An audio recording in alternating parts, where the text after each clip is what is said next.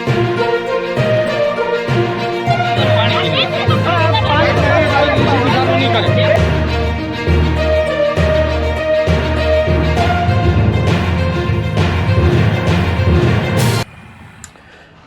સોમનાથ જિલ્લામાં વિવિધ સ્થળોએ દબાણ દૂર કરવાની કામગીરી સતત કરવામાં આવી રહી છે, જે અંતર્ગત ગીરગઢડા તાલુકાના જૂના ઉગલા ગામે ગૌચરની જમીન ઉપર દબાણ કરેલી જમીન ખુલ્લી કરવામાં આવી હતી। જિલ્લા કલેક્ટરના માર્ગદર્શન હેઠળ ગ્રામ પંચાયત દ્વારા આ દબાણ દૂર કરવાની કાર્યવાહી શરૂ કરવામાં આવી હતી। જુઓ ઉનાથી ફારૂક કાઝીનો રિપોર્ટ।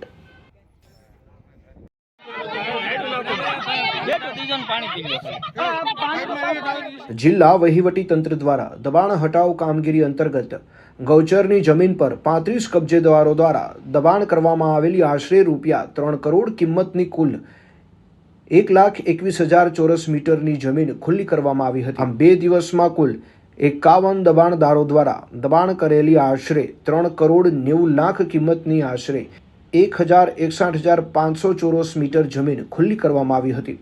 ઉલ્લેખનીય છે કે જિલ્લા વહીવટી તંત્ર દ્વારા બાકી રહેલું દબાણ ખુલ્લું કરવાની કામગીરી ચાલુ રખાશે।